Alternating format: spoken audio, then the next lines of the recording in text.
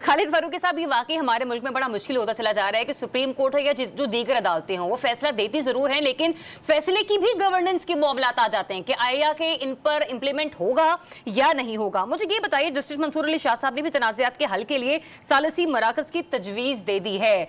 आपको लगता है कि ये तजवीज़ जो है वो काबिल कबूल होगी तमाम स्टेक होल्डर्स के लिए? देखिए, पहली बात तो यह है कि जो मेरे मोअज़्ज़ज़ दोस्त अभी जिस पे जिक्र कर रहे थे, जहाँ से आपने बात भी शुरू की, ये बात को पाकिस्तान की अदलिया के बारे में इतनी आसान, इतनी सादा नहीं है कि हम इसको दो तीन लफ्ज़ों में, दो तीन फ़िक्रों में समेट सकें। हमारी अदलिया का एक माजी है, हमने उसको देखा है ना। हमने इफ्तिखार चौधरी की अदालत देखी, हमने नसीम हसन शाह की अदालत देखी, हमने जस्टिस अताब बंदियाल की अदालत देखी। बाद में उन अदालतों के फ़ैसलों के बारे में हमने क्या क्या सुना। जजेस ने अगर कहीं किसी जगह पे, हमारे लिए बहुत ही मोअज़्ज़ज़ जजेस हैं, तमाम सुप्रीम कोर्ट हो, हाई कोर्ट्स हों, किसी भी कोर्ट के जज हों, लेकिन जजेस ने जिस तरह अपनी साख जो है इसको ख़ुद मुतासिर किया है, हमारी आंखों के सामने है। अब ये जो मामला है जो जुडिशरी के सामने इस वक्त है, क्या आप मुझे बताएं कि पाकिस्तान के अवाम में किसी भी तबके को आप ले लें, जहां से भी आप राय लेंगे आपको मालूम होगा कि कहा क्या ये सिर्फ जजेस की साख का मामला है या मौजूदा चीफ जस्टिस की साख का मामला भी है कि उन्हीं के पैनल में मौजूद कोर्ट के मेंबर्स के ऊपर ऑब्जेक्शन हो रही है और सुप्रीम कोर्ट के चीफ जस्टिस खामोश बैठे हैं? नहीं, पूरी अदलिया की साख का मामला है। हमारे जजेस जो हैं, इनके बारे में आप किसी से भी राय लेंगे तो मालूम ये होगा कि ये उनके हम ख्याल हैं, ये उनके हम ख्याल हैं। मैं कोई चीफ जस्टिस को अलग से नहीं कर रहा और बाकी जजेस की अलग से बात नहीं कर रहा। ये बड़ी बदकिस्मती की बात है।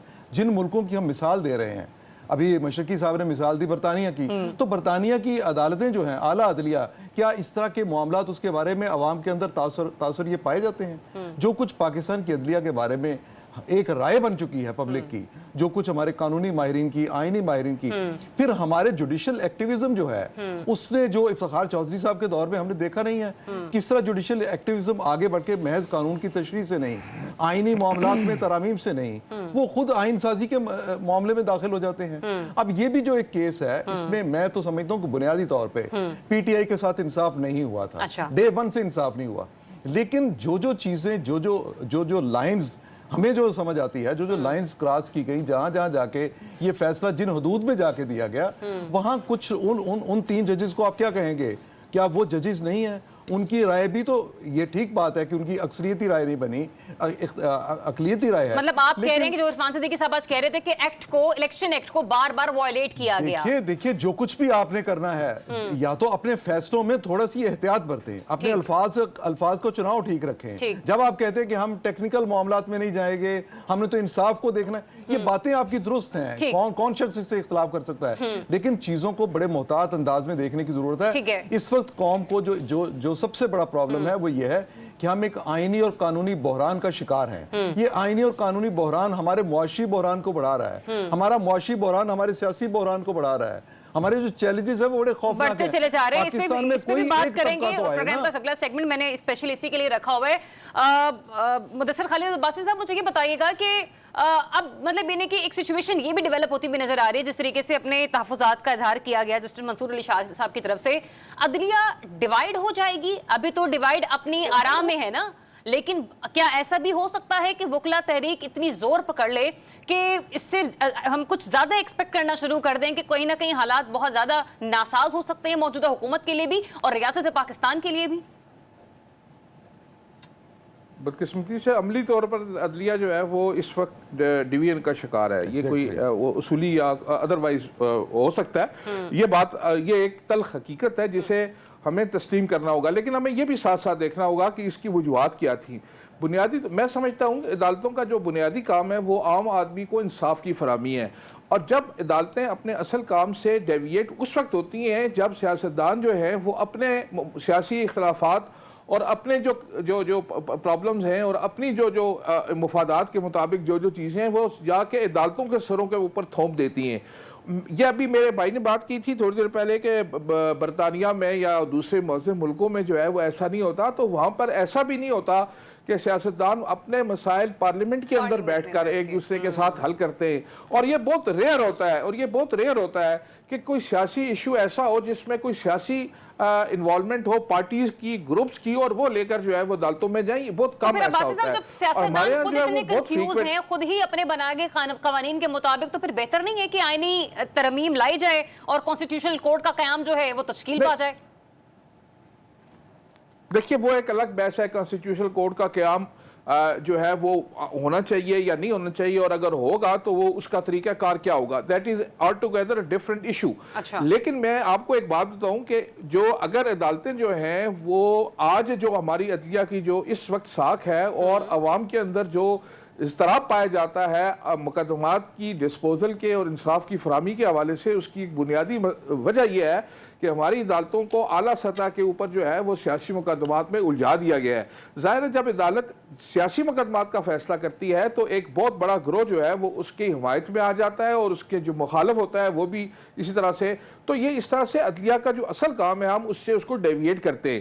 آئینی عدالت کا جہاں تک تعلق ہے، آپ نے بھی پوائنٹ آؤٹ کیا ہے، میں یہ سمجھتا ہوں کہ اس کے لیے اور بھی بہت ساری چیزیں جو ہیں ان کو کہ کیسے اس سچویشن سے جو آج ہمیں درپیش ہے اس کو ایوائڈ کیا جائے۔ تو اس سلسلے میں یہ بالکل خارج از امکان بھی نہیں قرار دیا جا سکتا، اور اس کو رول آؤٹ بھی نہیں کیا جا سکتا، اور آؤٹ رائٹلی اس آئیڈیا کو ریجیکٹ بھی نہیں کیا جا سکتا کہ اگر اس طرح کے کوئی معاملات ہوں گے تو اس کے لیے جو ہے وہ ایک الگ بینچ یا الگ عدالت جو ہے وہ بیٹھ کے اس طرح کے مخصوص سیاسی مقدمات کی سماعت کرے۔ اس کا فائدہ کیا ہوگا کہ جو عام روٹین کے مقدمات ہیں اور جو ریگولر اپیلز ہیں وہ ان کی ڈسپوزل، لیکن اس میں ایک ایشو جو ہے وہ یہ ہے، اس بات کا ہماری مقننہ کو خیال رکھنا پڑے گا، ہم ڈکٹیٹ نہیں کر سکتے مقننہ کو، لیکن جب آئینی ترامیم ہوتی ہیں تو اس کے لیے پھر ایک بڑی ڈیبیٹ جو ہے وہ کی جاتی ہے۔ رویہ یہی رہا ہے کہ وہ عدلیہ کو ڈکٹیٹ کر رہے ہوتے ہیں۔ سلمان عابد صاحب، جیسے کہ بھی عباسی صاحب بھی فرما رہے تھے کہ کانسٹیٹیوشنل کورٹ کا ایک اپنا ایک امپیکٹ ہے، اس کی ضرورت محسوس ہوتی ہے، لیکن یہ اگر قائم ہوتی بھی ہیں تو کیا یہ ٹائمنگ امپورٹنٹ ہے ان کے قیام کی یا پھر نہیں، یا پھر یہ معاملہ بعد میں بھی دیکھا جا سکتا ہے؟ 1.5 منٹ ہے، پھر میں نے بریک پہ جانا ہے۔ تو بنیادی اعتراض یہ ہے کہ جس طرح سے آئینی ترامیم کا پیکیج لایا گیا اور جس اجلت سے لایا گیا، جس طرح سے چیزوں کو چھپایا گیا، اس پہ کوئی بحث نہیں ہے، ارکان کو پتہ نہیں ہے، وزیر قانون کو پتہ نہیں ہے، ڈپٹی پرائم منسٹر کو نہیں پتہ، اپوزیشن جماعتوں کو نہیں پتہ، تو یہ کون سی جوڈیشل ریفارم آپ کو سب کچھ پتا ہے، لیکن یہ کون سی جوڈیشل ریفارمز ہو رہی تھی جو سب سے چھپا کر کی جا رہی تھی؟ تو اس سارے شک کو تو خود حکومت نے پیدا کیا ہے نا۔ تو جب حکومت نے پیدا کیا تو اس کی لیجیٹیمیسی اور کریڈیبلٹی کیسے بن سکتی تھی؟ اس لیے اگر آپ نے کوئی واقعی جوڈیشل ریفارمز کرنی ہے، عدالتوں کے اندر اصلاحات کرنی ہے، عدالتی نظام میں کوئی بہتری لانی ہے، تو کھل کر اس پر ڈیبیٹ تو کریں، پارلیمنٹ میں بحث تو کریں، ایک ایک نقطے کے اوپر بحث ہو، لوگ اس کے اوپر بتائیں کہ کانسٹیٹیوشنل کورٹ بننی چاہیے، نہیں بننی چاہیے، کیسے بنے گی، کیا طریقہ کار ہوگا۔ جب آپ اس کے اوپر بات نہیں کریں گے اور سب لوگوں کو گونگے بہرے بنا کر بٹھا دیں اور اسے کہا جائے کہ جناب یہ اب ہم نے پیکج پیش کر دیا، آپ اس کے اوپر ہاں کر دیں، اب جب وہ نہیں ہوا تو اب آپ کہیں کہ جی ہم تو اس کے اوپر دوبارہ دوسرے راؤنڈ میں آئیں گے۔ تو میں ابھی بھی کہتا ہوں حکومت جو کچھ بھی کرنا چاہتی ہے اس کو باقاعدہ پیش تو کرے۔ مختصر سا کامنٹ مجھے دے دیں کہ 26ویں آئینی ترمیم کے معاملے پر حکومت نمبر گیم پورا کر لے گی اپنا؟ نہیں، مجھے نہیں لگتا اس وقت جو حالات ہیں نا، اور وہ بھی 25 اکتوبر سے پہلے، جی 25 اکتوبر سے پہلے مجھے لگتا ہے بھی بہت سی مشکلات خود پیپلز پارٹی کے اندر بھی پیدا ہو گئی ہیں۔ پیپلز پارٹی بھی یہ سمجھ رہی ہے کہ جس طرح سے چیزوں کو کیا جا رہا ہے اس سے اس کی اپنی پوزیشن خراب ہو رہی ہے۔ مولانا فضل الرحمان صاحب کو راضی کرنا ہوگا اور بہت شمار لوگوں کے ساتھ آپ کو بات چیت کرنی پڑے گی۔